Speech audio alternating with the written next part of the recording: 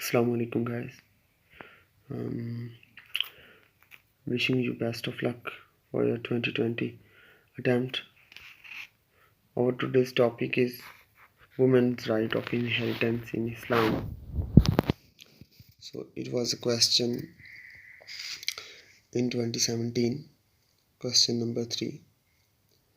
It will be helpful for you. So first topic I have uploaded.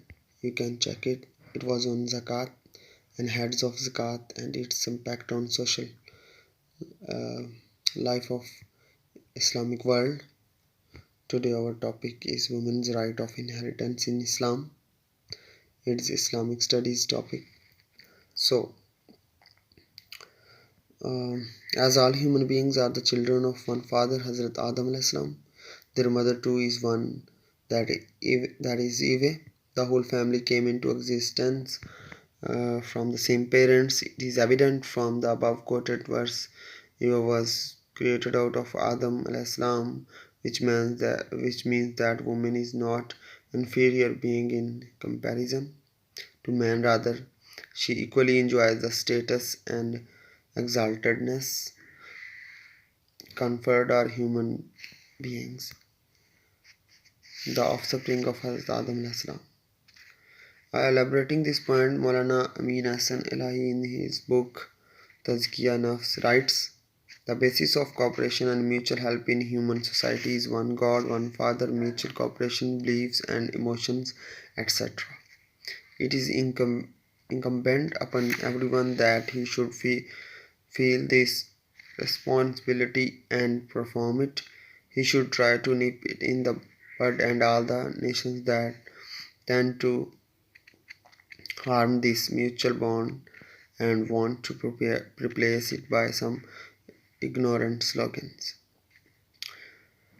So, a lot of hue and cry is made on the basis of mere look at the societies of Muslim countries without analyzing the Islamic teachings that women have no rights in Islam. So, if women do not enjoy equal rights in our society, then Islam is not culpable for it, rather than the remnants of Hindu culture we tend to follow are to be blamed for this fiasco. Now, women's right of inheritance. Allah, the Exalted, stated in the glorious Quran. It's Surah Nisa, verse 11. Allah commands you as regards to your children's inheritance to the male a portion equal to that of two females. Those who misunderstand Islam claim that Islam does injustice to women in terms of inheritance. They opine that it is unfair to grant the male a double to that of a female, even though they are children of the same parents. Allah the Exalted offered a full and detailed method of women's inheritance in Quran and Sunnah, and if an unbiased student reflects on the details, he or she will discover the fault of this opinion.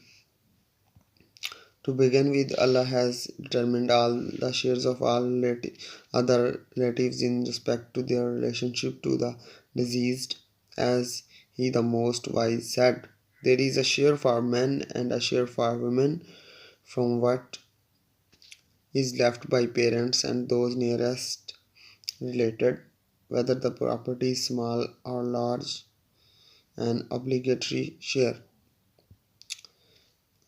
Surah Nisa chapter 4 verse number 7. Now we will discuss about the types of shares for a woman's inheritance. Allah has stated three types of shares for a woman's inheritance as follows. Number 1, a woman will have an equal share as that of a man. A woman will have an equal share to that of a man or a little less. A woman will have half the share of the man. So there are three types of shares. This means that the minimum of her share is half, and considering that a female has no continual financial responsibilities as a child, sister, wife, or mother, and these responsibilities are always on the man of the family. This is very generous indeed. Now, Islamic jurisprudence.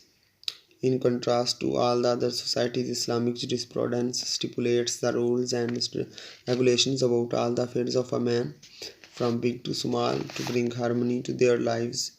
Just like a person has specific instructions for how to live and use his money in his lifetime, his wealth after his death is dealt with the same way. Unlike other social systems, a person can generally do with his wealth in his life however he wants, but his will has certain restrictions according to the Islamic law. Through his will, he can only give one third of his wealth to whoever he wants. All the rest is distributed according to the law of inheritance derived from the Quran. In the famous tradition, a companion Saad bin Abi Waqas anhu was ill and requested to bequeath the majority of his wealth as charity, or a half of it, since he was wealthy and only had one daughter. The Messenger of Allah, peace be upon him, forbade him and only allowed him to give up a third, and said, "A third and a third is a lot, and it is better that you leave your heirs wealthy rather than leave them needy, begging from the people. You will not spend anything seeking Allah's countenance, but you receive a reward for that expenditure, even the morsel of food you put into your wife's mouth." Bukhari uh, and Muslim Hadith. So now, an important point to note is that in many civilizations, man-made laws of inheritance are at the whim of a powerful individual to give or deprive as one will, however unjustly.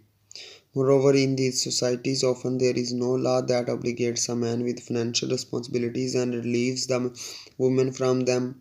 On the other hand, according to Islam, a male is required to take care of the entire financial needs of the female dependents of the family until they are married. From the time a female marries, her financial responsibilities become her husband's obligation. After the death of the husband, the son or other male relative is obliged to care for the widow, and this widow also get the share from husband's property and father's property, so it will be almost equal to the male.